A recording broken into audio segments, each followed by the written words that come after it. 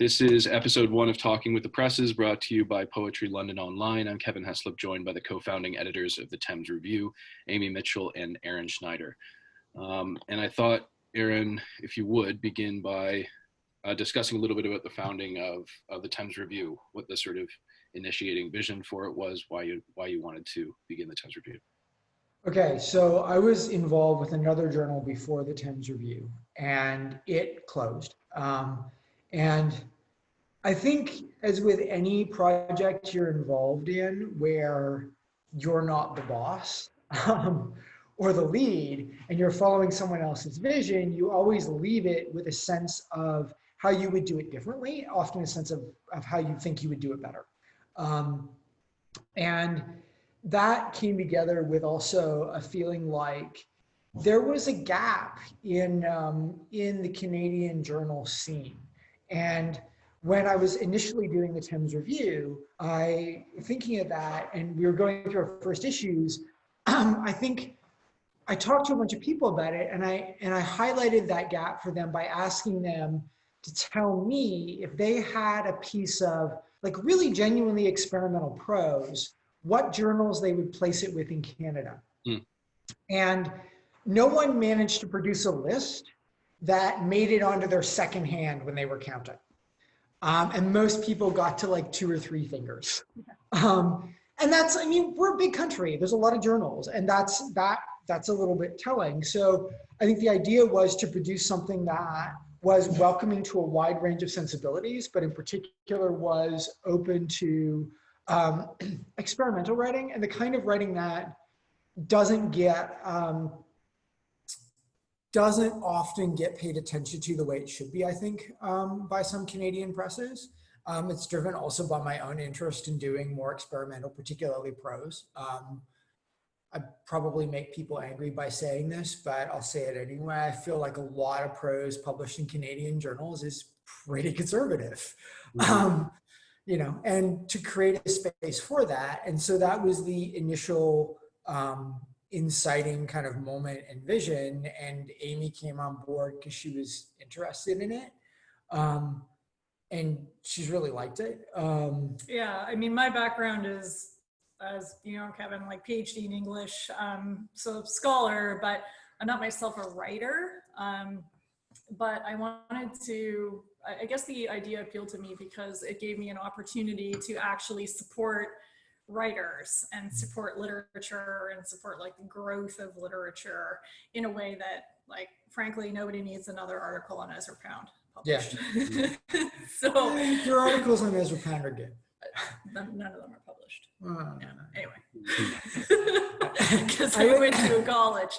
But nonetheless, this felt like a much more like alive and useful way of promoting literature. And I didn't, like, it seemed attractive. I didn't know if I really like it. I really like it. So yeah. I'd also add that you've talked about how this was a process for you in part of discovering, like, essentially that Canadian literature isn't shitty. Because most of what you read has been kind of like very much the very extremely mainstream, the kind of stuff that like ends up in a CanLit course in university. And like, yeah, you know, I was never a CanLit specialist, and I liked modernist stuff, and I liked a lot of stuff in translation, and I had very little contact with CanLit. The few courses I took were incredibly boring. It's like CanLit is prairie realism and really shitty poetry from... I probably would have been a little more politic about saying it, but essentially, yes. So this was also like a way to get very excited again at what's actually going on the ground that's vibrant and alive in the way that course syllabi for CanLit often just are not. And it's a thing that, I mean, I've talked about it with a few other people, you have as well, but like Canadian literature has been kind of having a moment for about the past, I'd say 10 years or so. And like, it's really exciting and it's really good. And it's very cool to be involved in that. And prose is lagging a little, but poetry is really good. Well, the one thing I would say about the prose is that the prose that we have published is really amazing. It is harder to make the decisions with the poetry because there is so much really, really good poetry coming in. Yeah.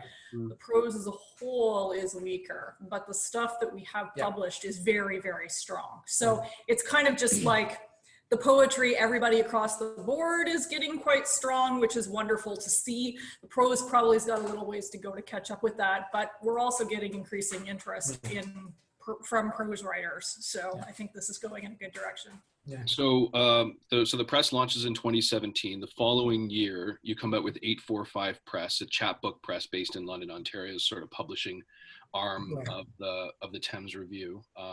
And I wonder if that was as a result, in part, of that excess of quality poetry. I mean, like if you found that you didn't maybe have enough poetry that you wanted to publish in the Thames Review. Was that part of the motivating factor, or what was it, in other words, that led I'd say part of that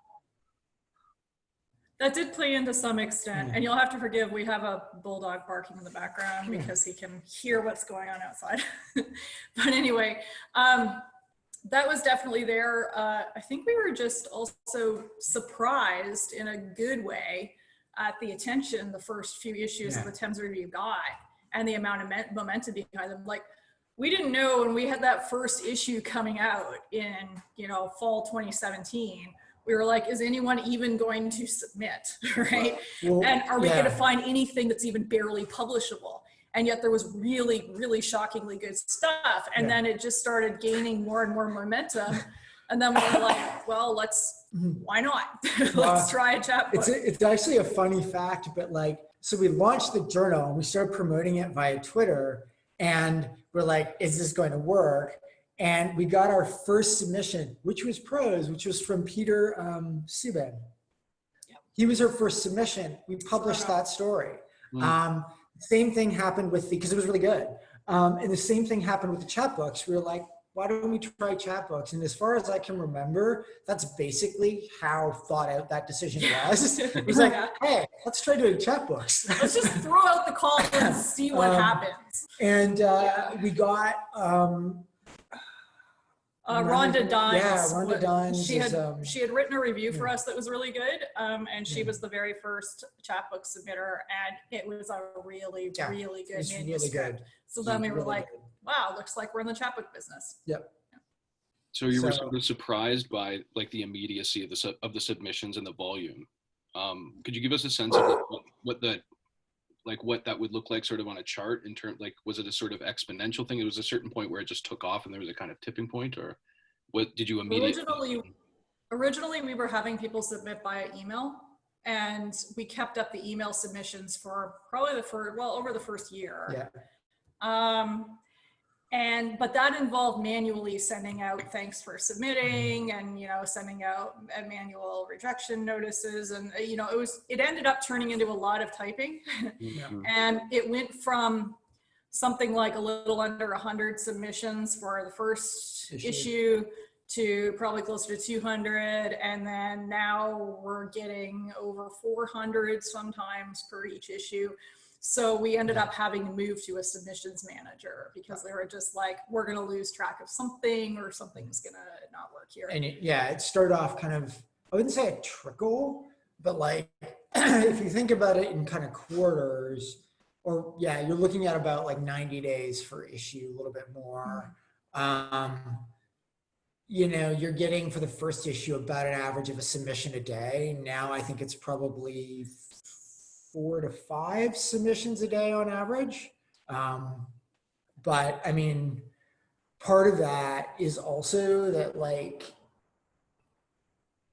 we actually had some interest for we had an African writer in our first issue, but the submissions keep getting steadily more international. So you get a lot of submissions from India. There's ever increasing interest from African writers, Nigeria, a lot of Nigerian writers. I think we've published a Nigerian author in each issue. So and we have one for the this upcoming group of chapbooks. He's a prose writer, but watch out for Nigerian poetry. It's very good right Yeah. now, it is going to be It's going to get really like big. extraordinary in 10 years. I would say the same for the pros. Like there's a lot of like, and I say that because like there's a lot of like younger Nigerian poets, as in like their early 20s, who are just kind of very early career. And I'm like, if they keep writing, they're going to be doing such amazing stuff. Yeah. So I guess we just got really excited and kind of really awestruck by the amount of interest, the interest from around the world. Yep. You know, we have contacts now in, you know, the Philippines and India and Africa and all over the place, right? And we have sort of dedicated readerships in those areas, which is really amazing, and is one of the great things actually about having an online journal. We just upfront, we were like, we did not have funding. We still don't have funding. So we were like, we're not printing a print version of this, but the online meant that the reach is just, you know, whoever sees it or hears about it can get excited about it. And I think, yeah, I'd agree with Aaron that there wasn't like a whole lot of really careful strategizing that went into, say, creating chapbooks or that kind of thing. We were just like, wow, this was so exciting and it worked well, so let's try chapbooks. And then, you know, you mentioned the one with collusion books. You know, let's try a pandemic charity chapbook, which was not just our idea. A lot of that came from Andy Verboom over at Collusion Books. He kind of sparked the first, hey, maybe we should think about doing something. He reached out to us. Yeah. But all of this is just very much like kind of riding the wave of, this is going well, people are excited about it, it seems to be doing good work. So it's satisfying. You asked if we could talk briefly about the funding model. It's really simple. Everyone who works on the journal is volunteer, including myself and Amy. And there was no external funding. So we provide the funding. I think that I like that. I never want to be in a position where you lose funding and then you're scrambling. Like Descant, for example, died because of that, right? I think that's the story anyway. But it's also interesting because like if you do go online, it doesn't actually cost as much as you would think to start a journal. It's a really kind of doable thing. Particularly if people are just starting out and they want to kind of do a really simple thing. And we pay authors a very small honorarium. It's not very much, but if you set that aside, a lot of people don't pay, and I think that's perfectly acceptable. You can start a journal for a surprisingly small amount of money. The web hosting fees and things like that are actually pretty limited, are pretty small now. So it's kind of cost effective, which is cool. And that, I think you've probably noticed this, there's just a lot of online journals popping up. And that's why. So there were also a few, I think, just very practical decisions around that. Like we were both professors, he's a Western, I'm a Fanshawe. We just don't have the time to do like all the great applications, all the follow-up communication, reporting, etc. So I also, I think as a sort of secondary benefit is that we don't get our sort of hands tied by requirements that X% of writers be Canadian that we publish. We have kept a majority Canadian, but we don't want to get into like back and forths with granting agencies about, well, you had one too many Americans in this issue, right? Or like, so, or Nigerians. Yeah, that's a real possibility. I mean, although we do make sure we publish Canadians too. Oh yeah, we've had majority Canadian for each issue. But I mean, but this is obviously also, you know, we're privileged that we don't have to worry that much about this, and we can do this without being funded. Things like the chapbooks are an outlay at the beginning for the printing costs, but we the first time around actually we did break even in terms of selling them. But I think the real challenge for people who are trying to start from nothing is that you do have to, like, if you're going to do anything that's in print, you have to put that money down up front, and that's a big challenge to a lot of people. So yeah, as much as writers can get, I think, very excited about whether presses are paying or not, or, you know, journals are paying or not. There's some really good ones that aren't paying simply because, you know, they're run by people who don't have the means to do so currently, and maybe have not yet won the funding lotteries. Yeah. So, Yeah. So maybe for the interest of the publishers who are listening to this broadcast, I wonder if you'd say a word about how you approach social media generally, and how you sort of publicize interest or catalyze interest in each issue, because I think you do it as well or better than many. Thanks. Oh, now they're all barking. Guys, shut up. Shush. Hennessy, come here.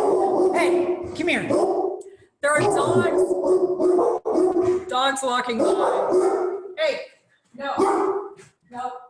Hennessy, shut it. Hey, come here. Come on. Hush. Okay, I think they're under control. Sit. Sorry, what was the question again? Oh, social media. About social media, yeah.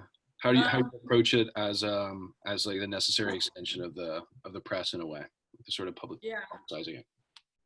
So I do the social media, and what really worked well for us was Twitter, actually. I was not a Twitterer before the Thames review, but it's something that I just kind of keep it open in the background on my computer. And, you know, once I've graded 5 to 10 submissions from students, it's like, oh, I got to do something else to clear my head for 20 minutes, right? Going through Twitter is actually fun, and just interacting with people. And I don't think we ever thought of it as just a purely promotional thing. Right.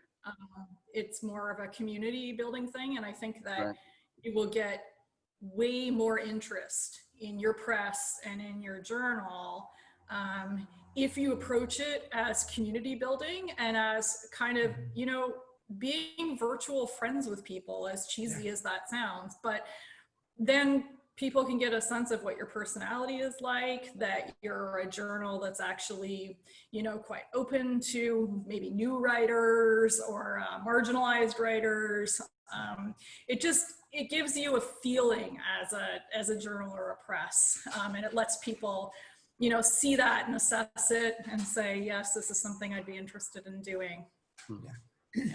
Yeah, you also do the, like for every issue, we tweet out the issue, but then also each individual kind of submission, and you've got like a chart, and you go through and then follow up after that first initial push that we do in one day, and kind of like focus on each person a day kind of thing. You've also done a really good job of trying to kind of promote and celebrate other accomplishments that people we've published have, which I think people really appreciate. Yeah, we've gotten some very, very good feedback about that, actually. I think people like to know that a publisher is on their side, and knowing not just that they're on their side, but like seeing that in the context of like someone championing people's accomplishments. People really appreciate that, because I mean, as anyone will tell you, the struggle is to get read. Right. And just any kind of someone giving you assistance to just let people know that your work's out there and worth taking some time with, I think really matters to people. And it's a very simple thing to do, right? To just retweet something. But it's a very small thing, and it's a simple thing, but like, you know, it brings more eyeballs, it brings more readers to work. And I think people appreciate that, so. And I mean, another and maybe more substantial way that you like facilitate interest in other people's work, apart from publishing their work directly through the Thames Review or 845 Press, is by having resident reviewers. And I've noticed that that's become increasingly a component of the issues of the Thames Review. And I wonder if you'd say maybe a word about reviewing generally, or how you approach it or think about it. I would say generally we never have enough reviewers. Like, we love reviewers. The two that are the resident reviewers, they just kept Marcy McCauley and Carla Scarano D'Antonio. They're wonderful, and they're powerhouses who just churn out great reviews almost every issue. So we were like, hey, we should probably give you a little bit more acknowledgement and put you on the masthead. But we are always very interested in reviewers. We get bombarded by publishers and writers, and it's kind of hard to say, you know, we've got a ton of backlog reviews and like we'd like to look at it, but we can't guarantee anything. Like it would be great if we could have all of that covered.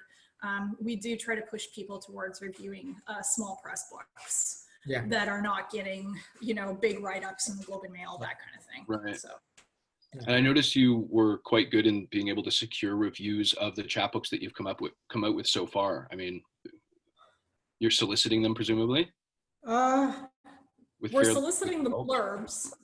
We do get blurbs for the back of each one. And we generally hit up people we've already published to ask them if they'll blurb something. We try to choose something we think they'd be interested in, and they're totally free to say no, of course. The reviews, actually, no. We had a couple come out this year and we were not involved in soliciting them. I suspect that in one case, probably the author was involved in soliciting, which is great. Shut up. And in the other one, I think it was just serendipitous that, you know, a reader read it, thought it was cool, and wrote a review of it. So, I also think that if anything, that's a product of the kind of social media community building, right? There's a lot of people in the literary community who kind of understand the necessity of reciprocity in the context of these kinds of relationships, and that this isn't actually, despite the predominance of prizes and competitions, this isn't actually a competition. That it's not a zero-sum game, and supporting and promoting the work of other people is something that pays dividends for you in the end, and also builds the community, which creates, you know, all sorts of more additional opportunities for individual writers, including the people who contribute to building the community. And I think that that's one of the really heartening things about the literary community, is because it's one of the, there are other places you find that, but that's something that's deeply ingrained in, and that you see kind of really pervades the literary community. And it's just a really, honestly, genuinely hopeful kind of thing to see. So I think it has a lot to do with that. When you participate in that, when you make it clear through the work that you do and the way that you interact with people, that you share that spirit of reciprocity, you know, the work that you do comes back around, right? Often in surprising ways. So you've just announced the names of the authors of the next 5 chapbooks that you'll release with 845 Press, and while I don't think we'll have time at the moment to say a word about each of them, I wonder if you'd talk a little bit about how you intend to go about the process in the midst of social distancing of releasing those chapbooks. Conventional launches not probably being within the realm of possibility come the fall. Well, we don't know. We're still sort of tentatively planning, because the last 2 years, Karen Schindler at Baseline Press was wonderful enough to reach out to us and say, hey, you're new, would you like to launch your chapbooks with us, right? And that was great. We're still tentatively planning that might happen. That would be in October, is typically when it's happened before. But it also might not. And if that's the case, then probably some sort of virtual launch, maybe something involving video recordings posted on our website or something along those lines. Kevin, Kathy, there's 5. Andrew and Obina. Run them off again. I'm really bad at names. Sorry. It's been a long day. We have Andrew, Kathy, Jeff, Arcana, Obina. Oh, right. I might be saying Arcana's name wrong, because I have never met you in person, Arcana. So if you're watching this, please forgive me and correct me when you hear it.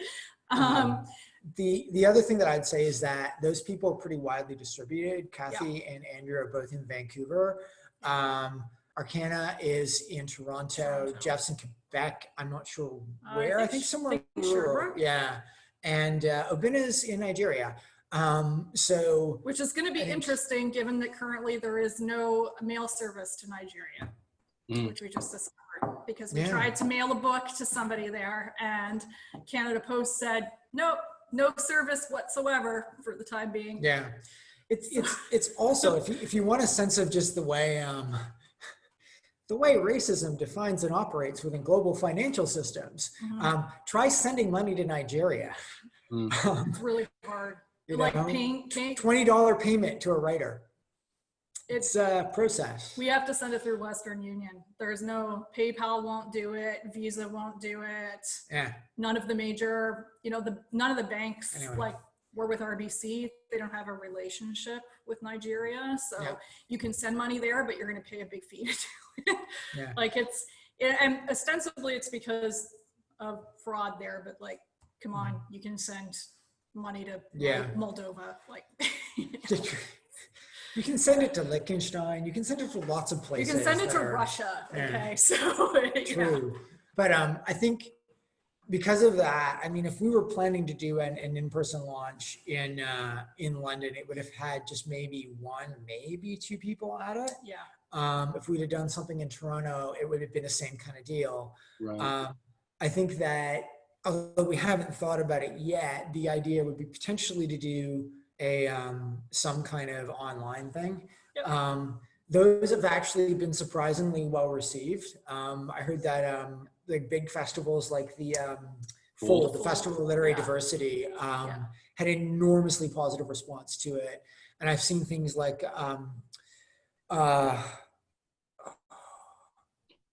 Ellen Chang Richardson? I put her, she organizes, no, I put her chapbook back on the shelf. Okay.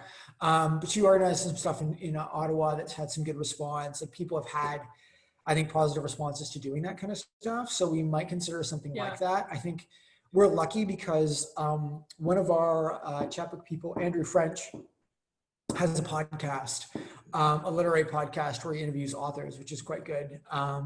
And so he's actually got some experience with this. Again, we haven't talked to him yet, but like when you have an author like that, it does open up possibilities to do potentially interesting things. The other thing that I would say too is that just having the like community building focus, it gives you a safety net. Like I'm actually not that concerned about not having any live launches. A lot of our stuff is heavily promoted on social media. We do get recognized people to blurb all the chapbooks. And we actually moved enough chapbooks last year that we're increasing the print run numbers for this year. And a lot of it is just people randomly logging in and buying something. Like they're not very expensive. So, but because we have that base and that connection of people that we know and we are known, I'm actually not concerned about moving the chapbooks. Yeah, neither one of us has time to go around and do like the chapbook fairs, like I think a lot of people do. Not a lot, some people. We do Words Fest in London. We do if Words that Fest, happens, but that's in London. So we haven't even made it down to Toronto. We were planning this year to head down to the one that is organized in Windsor because we know one of the organizers, but that got nixed because of COVID. So realistically, like you said, our sales are essentially online. And as long as the mail's functioning and the internet's working, I think that we feel pretty confident. So glad to hear it. All right. Well, I suppose we should wrap up there, and it's then my job to say that this has been episode 1 of Talking with the Presses, brought to you by Poetry London Online. Aaron and Amy of the Thames Review, thank you for joining me. Can I just add a sign off? Please do. Just to thank you, Kevin, for all the work that you do, because I'm going to try to make you really embarrassed here. You do a lot. I can edit the video. You do a lot for the communities, the community building stuff, the reaching out, the incredible long form interviews with people. It just, we're delighted to know you and work with you. So. Thank you for saying that. Yeah, I'd second that. If this is on is this like officially being recorded and you're going to post this part of the recording? And I may or may not edit the end of this out. I might. because I was potentially going to talk about your first career as a backup dancer. Yeah, no, now I'm definitely gonna edit this out. Yeah. No, really? Yeah. Yeah. I'm still Aaron. waiting to tell Shane and Luke that you're ditching the ghazals and the other stuff for your poetry book, and you're going to do sonnets composed entirely of lines not lifted from Britney Spears songs. You told me that you wouldn't reveal that, Aaron. But All yeah, right. what are you doing with Long? With COVID? It's transitioning. It's transitioning online too. So we had a collaboration between a London artist, Brenda Furman, and Maria Mindil last month. Essentially, Brenda illustrated a short story of Maria's, which we then projected through TAP's website. And right now, there are 3 other LOMPs sort of in the works that we hope appear on or about the date that they would have originally appeared in person in London if we could still meet in person. So Cool. the next one will be Misha Bauer on the 11th of June. We'll be dropping that. So, Nice. yeah, thanks for asking. Cool. All right. Well, with that, yes, thank you once again for joining me, and it was great to speak with both of you and to see you. Cool. See you later. Yeah.